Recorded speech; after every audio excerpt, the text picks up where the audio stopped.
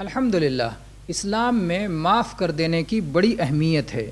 جو شخص معاف کرتا ہے اللہ تبارک و تعالیٰ مختلف درجات اسے عطا کرتا ہے۔ دنیا اور آخرت میں اس کے لیے عزت کی خوشخبری ہے اور اجر و ثواب کی خوشخبری ہے۔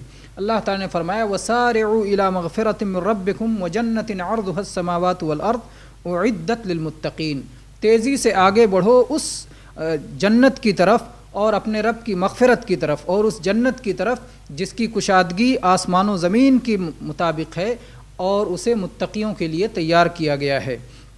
متقی کون ہے؟ پھر اللہ تعالیٰ نے ان کی صفات بیان فرمائی، الذین ينفقون فی السراء والضراء والکاظمین الغیظ والعافین عن الناس۔ ان کی صفت میں بتایا کہ یہ وہ لوگ ہیں جو تنگی اور خوشحالی ہر حال میں خرچ کرتے ہیں اور اپنے غصے کو پی جاتے ہیں اور لوگوں کو معاف کرتے ہیں، اور اللہ تبارک و تعالیٰ ایسے نیکوکاروں سے محبت کرتا ہے۔ تو اس میں اللہ نے فرمایا والعافین عن الناس، جو لوگوں کو معاف کر دیا کرتے ہیں، تو یہ معاف کرنے کی فضیلت ہے۔ ایک اور آیت میں اللہ تعالیٰ نے سورہ نور کی آیت نمبر 22 میں اللہ تعالیٰ نے فرمایا وَلْيَعْفُوا وَلْيَصْفَحُوا أَلَا تُحِبُّونَ أَن يَغْفِرَ اللَّهُ لَكُمْ، معاف کر دیا کرو، معافی اور درگزر سے کام لیا کرو، کیا تمہیں یہ پسند نہیں کہ اللہ تمہیں معاف کرے؟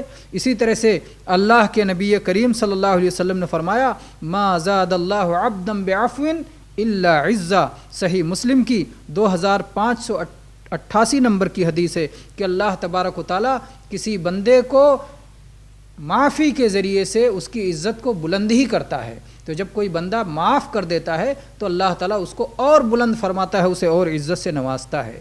الحمدللہ۔